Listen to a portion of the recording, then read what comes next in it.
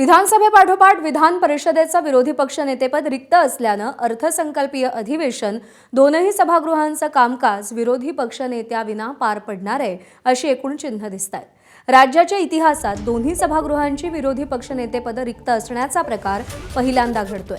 2024च्या विधानसभा निवडणुकांनंतर 15वी विधानसभा गठीत झाली। नव्या विधानसभेचं पहिलं अधिवेशन डिसेंबर 2024 मध्ये पार पडलं।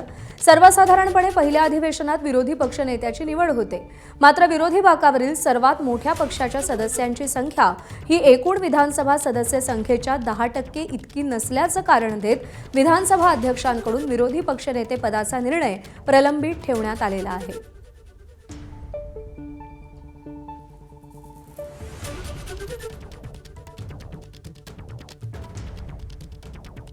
मला आश्चर्य वाटतं, दिल्लीमध्ये आपचं सरकार होतं आणि भारतीय जनता पार्टीचे फक्त 3 आमदार होते बरं का। 67 आमदार आप पार्टीचे होते। ते 3 आमदार असताना त्याला विरोधी पक्ष नेते बनवलं। भारतीय जनता पार्टीचं वैशिष्ट्य आहे, तुम्हाला सांगतो, त्यांचं काही आलं का बरोबर खेचून घ्यायचं, लोकांच्या तोंडातला घास घ्यायचा। त्या संविधानाची रोज नाचक्की केली जाते, ते संविधान रोज पायदळीत उडवलं जाते।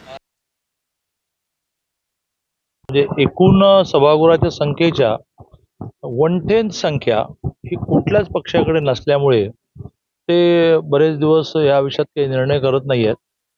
पण ह्या अधिवेशनात काही मार्ग निघावा असं मला वाटतं। विरोधी पक्षनेता असावं की नाही माहित नाही, पण विरोधी पक्ष असावा जो आता अगदीच दुर्बिणीतून शोधावा इतका छोटा आहे आणि सत्ताधारी तेव्हाच नीट वागतात ज्यावेळेला विरोधी पक्ष हा लोकांचे प्रश्न अतिशय प्रभावीपणे मांडतो।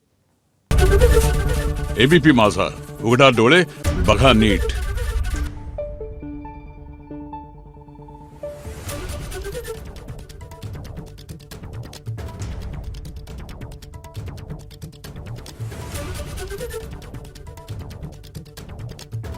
Thank you.